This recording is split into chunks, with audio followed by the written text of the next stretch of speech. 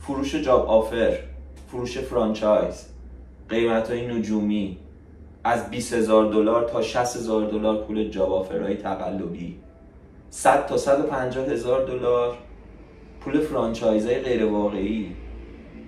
چه خبره اینجا تو کانادا؟ بریم برگردیم کامل بهتون توضیح بدم.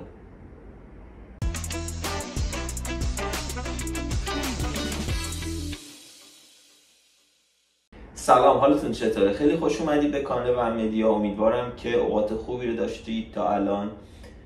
امروز میخوام در رابطه با حراج واقعی و حراج فصلی جاب آفر و در بعضی مواقع فرانچایز با شما صحبت بکنم.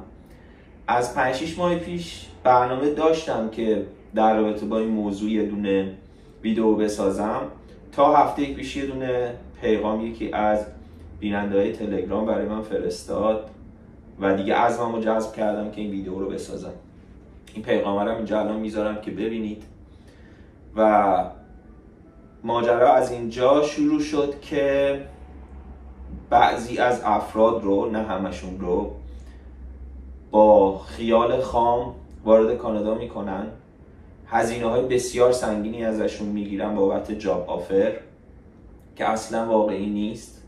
یعنی شغلی واقعا تعریف نشده، فقط در واقع یه سری کاغذبازی و نامه و فیش حقوقیه برای اینکه شما بتونی وارد خاک کانادا بشی.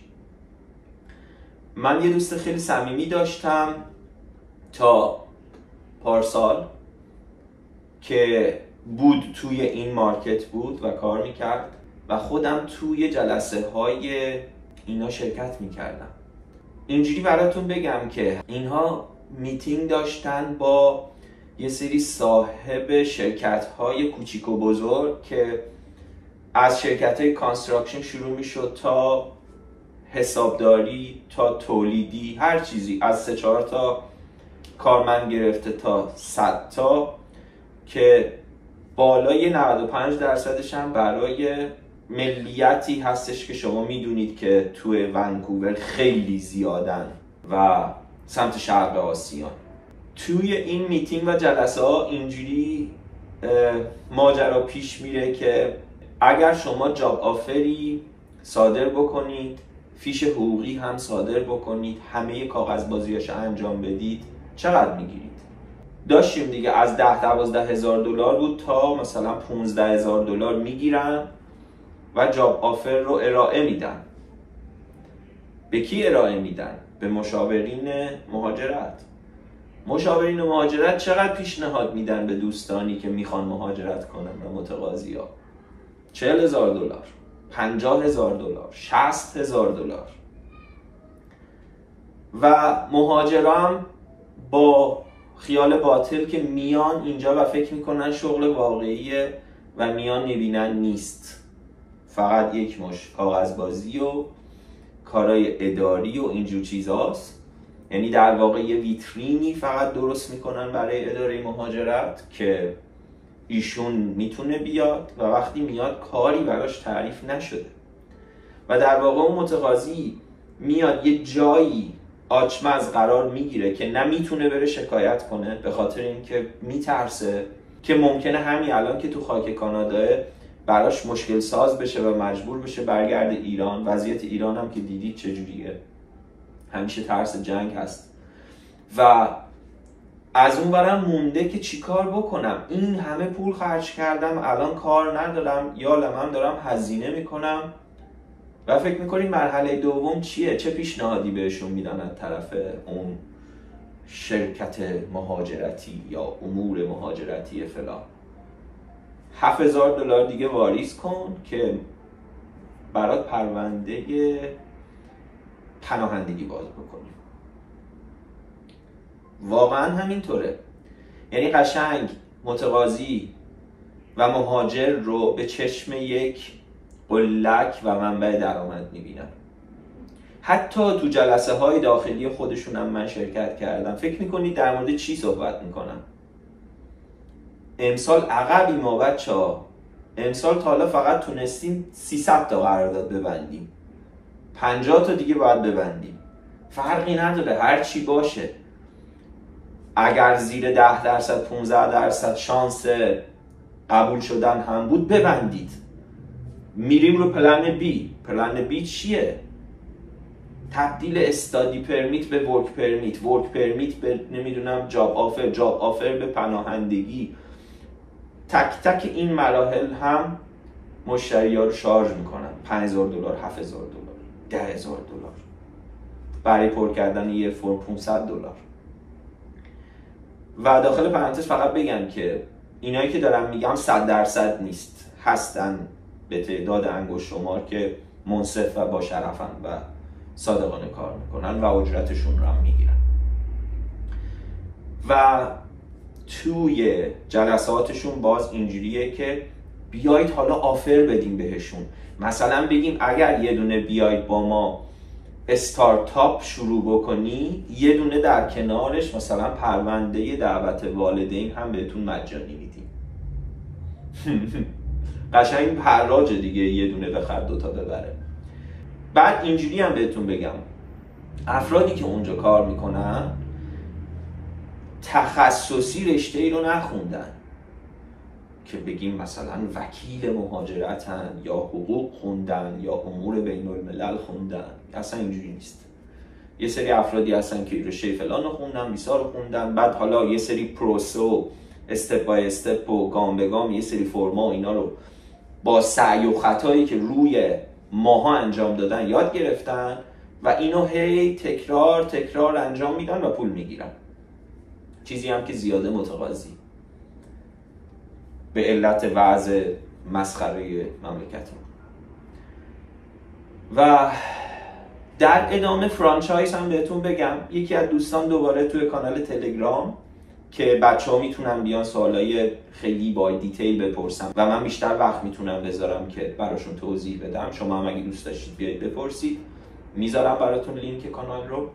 اومد گفتش که یک شرکت مهاجرتی به من پیشنهاد داده که بیا این فرانچایز رو بخر و بر اساس این فرانچایز ما میتونیم برای تو اقامت کانادا رو بگیریم. من در رابطه با پروسه مقیم شدن و وارد کانادا شدن از اون طریق رو بلد نبودم، نمیدونم واقعا. ولی وقتی مشخصات اون فرانچایز رو برای من فرستاد، یه چیز 100% تقلبی بود.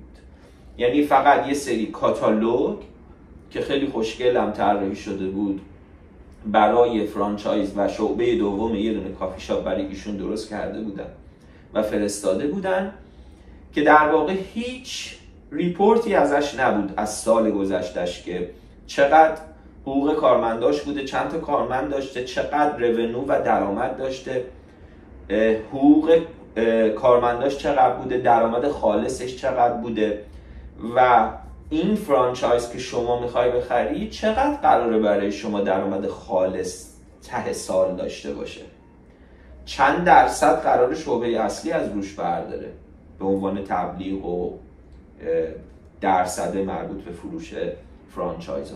خرید فرانچایز این شکلیه.